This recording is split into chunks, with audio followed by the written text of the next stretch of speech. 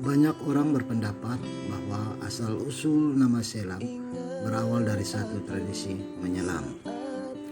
Pada akhir abad 18 dan pada awal abad 19, pemuda-pemudi gemar berebut uang koin pemberian awak kapal Belanda di sekitar Muara Kalikaca ketika air laut sedang pasang.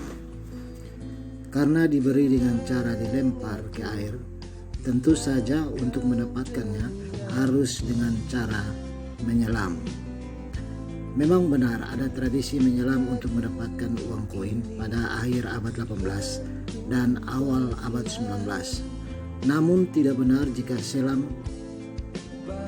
diadopsi dari tradisi menyelam. Pada masa awal era kemerdekaan, ada beberapa nama tempat yang dinamai sesuai tokoh-tokoh yang memiliki peran penting dan hingga kini tertanam dalam ingatan orang. Kata selam sebenarnya berasal dari nama seorang pedagang keturunan India British berwarga negara Belanda yang bernama Ishak Selam Rafigi. Ishak Selam Rafigi adalah seseorang yang sangat dihormati oleh Belanda, Australia, dan penduduk yang tinggal di sekitar Veto, Air Mata, Kampung Cina, Bonipoi, dan Fontaine. Pada awal abad 19, Selam memiliki bisnis di bidang perdagangan dan jasa.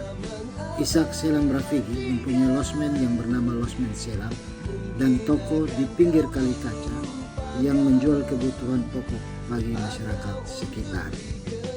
Perusahaan yang dimiliki oleh Selam bertindak sebagai agen untuk perusahaan mutiara Australia. Ishak Selam Rafigi pernah membantu Kapten J. Houghton ketika dia membutuhkan perbaikan pada kapal patrolinya ketika memasuki Kupang tanpa dana untuk membayar. Pada tahun 1942, Selam bersama istrinya diduga terlibat dalam kegiatan spionase bagi Jepang. Dugaan ini didasarkan pada kehadiran orang Jepang yang bernama Josto Misang di toko Selam secara kontinu menjelang pendudukan Jepang di Kupang. Pada tahun 1943, ketika perang berkecamuk antara Jepang versus Belanda dan Australia di Kupang, Ishak Selam Rafigi melarikan diri ke Surabaya dengan menggunakan perahu Louis dari Albar.